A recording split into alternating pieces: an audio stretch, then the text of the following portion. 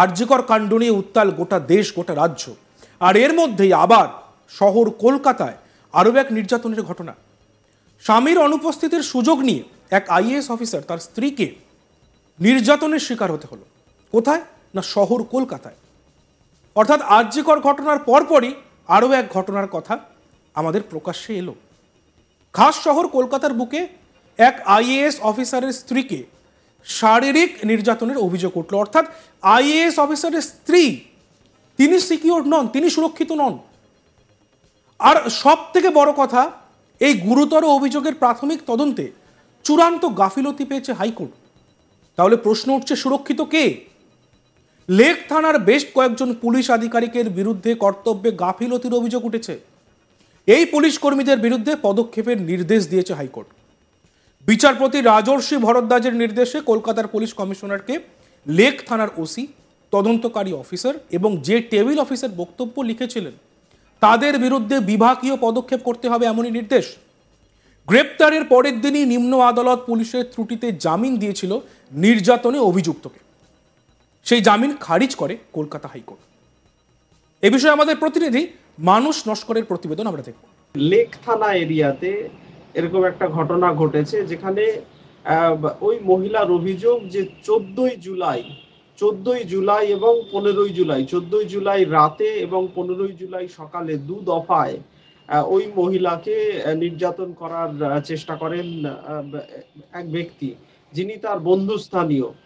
মহিলার যিনি অভিযোগ জানিয়েছেন, আক্রান্তের বক্তব্য হচ্ছে যে 14ই জুলাই সকালে ওই ব্যক্তি তাদের পূর্ব পরিচিত বন্ধুস্থানীয় সকালবেলা ফোন করে তারপরে ওই মহিলার বাড়িতে যান এবং সেখানে গিয়ে তারা যথারীতি গল্পগুজব করেন এবং কথাবার্তা বলছিলেন। সেই সময়ই নাকি ওই ব্যক্তি মদ্যপ, যে ব্যক্তির বিরুদ্ধে অভিযোগ তিনি মদ্যপ অবস্থায় ছিলেন।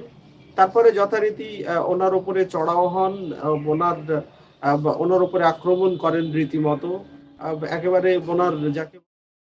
ওনার উপরে হামলা করার চেষ্টা করা হয় এবং জোরপূর্বক ওনাকে শারীরিকভাবে নির্যাতন করার চেষ্টা করেন ওই ব্যক্তি। পরদিন সকাল 6:30টায় ফের আবার একই রকম করার চেষ্টা করেছিলেন ওই ব্যক্তি। সেই ঘটনায় ওই মহিলা লেক থানায় প্রাথমিকভাবে হোয়াটসঅ্যাপ মারফত অভিযোগ জানান। তারপর পুলিশের সেরকম সক্রিয়তা না দেখে তিনি সঙ্গে সঙ্গে তারপর দিন লেক থানায় গিয়ে লিখিতভাবে অভিযোগ দায়ের করেন। কিন্তু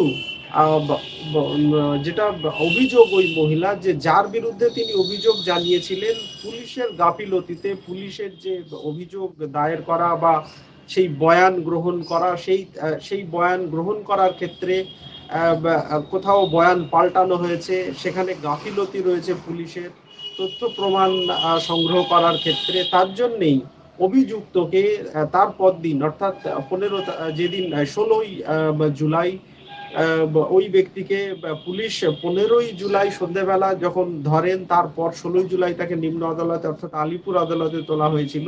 কিন্তু পুলিশের হাতে যথেষ্ট তথ্য প্রমাণ না থাকায় এবং যে অভিযোগকারীর যে বয়ান, সেই বয়ানের তেমন জোরালো কিছু না পাওয়া এবং চেষ্টার যে অভিযোগ করেছিলেন সেরকম কিছু না পাওয়ার জন্যে ওই ব্যক্তিকে জামিন দিয়ে দেয় নিম্ন আদালত। যদিও নিম্ন আদালতের বিচারক লালবাজারের পুলিশ আধিকারিকদেরকে এই বিষয়ে সতর্ক করেছিলেন যে তাদের তদন্তে, মানে এরকম একটা নির্যাতনের ঘটনার মতো গুরুতর অভিযোগ, সেই অভিযোগে পুলিশের যে তৎপরতা, পুলিশের যে সক্রিয়তা প্রয়োজন, পুলিশ কোথাও গাফিলতি করেছে বা পুলিশের গাফিলতি রয়েছে, সেই বিষয়টা আলিপুর আদালতের বিচারকও নির্দেশে জানিয়েছিলেন এবং পুলিশকে সতর্ক করেছিলেন। তারপরেই ওই মহিলা যিনি নির্যাতনের শিকার হন, তিনি সুবিচার পাননি বলে কলকাতা হাইকোর্টের দ্বারস্থ হন। কলকাতা হাইকোর্টে তিনি জুলাই মাসের শেষের দিকেই কলকাতা হাইকোর্টে মামলা দায়ের করেন। তারপরে পুলিশ এই ঘটনায় কড়িয়া থানার এই লেক থানায় যে মামলা ছিল, সেই ঘটনায় সাধারণত এই ধরনের মহিলা নির্যাতনের ঘটনায় মহিলা বা তদন্তকারী আধিকারিক থাকা প্রয়োজন, কিন্তু লেক থানায় সেরকম কেউ সেই সময় ছিলেন না বলে অভিযোগ। এবং তার যে বয়ান লেখানো হয়েছিল সেই বয়ানের মধ্যে গাফিলতি করা হয়েছে বলে ওই মহিলার অভিযোগ। পরে সেই মামলা কড়িয়া মহিলা থানাকে হাত বদল করে লেক থানা, এবং এই এই হাত বদল করার সময় তথ্য প্রমাণ যেগুলো দেওয়া হয়েছে সেই তথ্য প্রমাণে কোথাও ঘাটতি রয়েছে, সঠিকভাবে ঘটনাস্থলে সিসিটিভি ফুটেজ যেটা সেটা কালেক্ট করা হয়নি ঠিক সময়ে। একই সঙ্গে যে লিখিত বয়ান, যিনি টেবিল অফিসার, যিনি এই বয়ান লিখেছিলেন, সেই লেখার ক্ষেত্রে তথ্য অদল বদল করা হয়েছে বা তথ্য পাল্টানো হয়েছে, এরকম একটা অভিযোগ ওই আক্রান্ত মহিলা তিনি করেছেন। সেই পরিপ্রেক্ষিতে বিচারপতি রাজর্ষি ভরদ্বাজ কালকে লেক থানার ওসি সহ ৩ আধিকারিকের বিরুদ্ধে বিভাগীয় পদক্ষেপ নেওয়ার নির্দেশ দিয়েছেন। একই সঙ্গে ৩ মহিলা পুলিশ আধিকারিক সুজাতা বর্মন, কল্পনা রায় ও অর্পিতা চট্টোপাধ্যায় নামে ৩ পুলিশ আধিকারিক, তাদের বিরুদ্ধেও শৃঙ্খলা ভঙ্গ বা কর্তব্যে গাফিলতি একাধিক বিষয়ে তাদের বিরুদ্ধেও বিভাগীয় পদক্ষেপ নেওয়ার নির্দেশ দেওয়া হয়েছে এবং এদের বিরুদ্ধে তদন্ত করার নির্দেশ দিয়েছেন বিচারপতি রাজর্ষি ভরদ্বাজ। একই সঙ্গে এই মামলার তদন্ত লালবাজারের উইমেন পুলিশ বিভাগের ডিসি কে দায়িত্ব দেওয়া হয়েছে এবং সমস্ত নথিপত্র ৩ দিনের মধ্যে যেন হস্তান্তর করা হয় সেই নির্দেশ দিয়েছেন বিচারপতি রাজর্ষি ভরদ্বাজ। একই সঙ্গে অত্যন্ত গুরুত্বপূর্ণ বিষয় সেটা হচ্ছে নিম্ন আদালত অভিযুক্তকে যে জামিন দিয়েছিল সেই জামিন খারিজ করেছেন বিচারপতি রাজর্ষি ভরদ্বাজ।